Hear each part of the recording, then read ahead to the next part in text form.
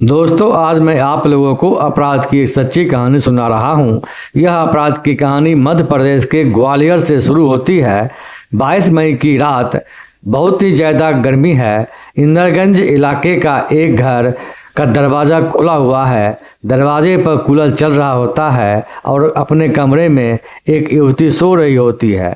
रात को करीब 3 बजे एक बदमाश उसके घर पर आता है। बगल के कमरे का कुंडी बाहर से वह बंद कर देता है और युवती के कमरे में घुसकर उसके गर्दन पर चाकू रखकर उसके साथ दुष्कर्म की वारदात को अंजाम देता है। दुष्कर्म करने के बाद आरोपी भाग जाता है। युवती शोर मचाते हुए बाहर निकलती है और अपनी मां के कमरे का कुंडी खोलकर मां को सब कुछ बताती है। उस वक्त घर में युवती के साथ सिर्फ मां ही थी। उसके पिता बाहर गए हुए थे। अगले दिन जब उसके पिता आती है तो मां और बेटी अपने साथ घटित इस घिनौनी वारदात को अपने पिता को जानकारी देती है। उसके पिता इंदरगंज थाना पहुंचते हैं और पुलिस को सारी बात बताते हैं। पुलिस को शुरुआती चरण में यह मामला संदिग्ध प्रतीत होता है, लेकिन जब पुलिस सीसीटीवी फुटेज एवं अन्य सबूतों को देखती है तो युवती द्वारा लगाया गया आरोप सही प्रतीत होता है।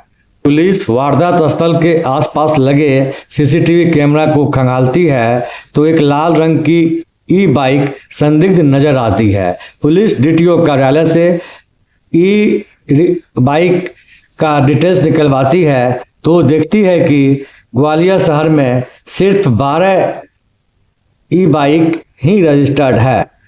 पुलिस सारे ई बाइकों का डिटेल्स लेती है और सीसीटीवी कैमरा में चेक करने के दौरान पुलिस को ई बाइक का 6 डिजिट का नंबर दिख जाता है। इस आधार पर पुलिस गोलू नामक एक युवक के पास पहुंचती है। तब गोलू पुलिस को बताता है कि उस रात उसने अपने दोस्त कोमल खटीक को बाइक दी थी। पुलिस कोमल खटीक का फोटो युवती को दिखाती है तो वह पहचान लेती है। कोमल खटीक इलाके का हिस्ट्री सीटर होता है। पुलिस उसके बारे में जब पता करती है तो पता चलता है कि उसके ऊपर हत्या, रेप, दुष्कर्म समेत कई मामले दर्ज हैं। पिछले साल भी उसने कट्टा भिड़ाकर एक 65 साल की बुजुर्ग महिला के साथ दुराचार किया था। अब पुलिस कोमल खटीक के पीछे पड़ जाती है। 28 मई को पुलिस को पता चलता है कि कोमल खटीक चिन्नौर रोड से शहर से भागने वाला है। पुलिस घेराबंदी करती है और चिन्नौर रोड में पुलिस को देखकर कोमल खटीक पुलिस की टीम पर गोली चला देता है। जवाब में पुलिस भी गोली चलाती है और कोमल खटीक के पैर में गोली लग जाती है, जिससे वह जख्मी होकर गिर जाता है।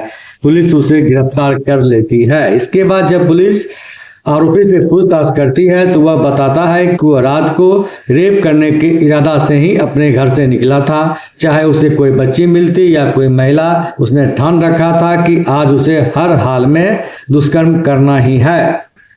अपराधियों से सतर्क रहने की जरूरत है। सतर्कता ही बचाव है।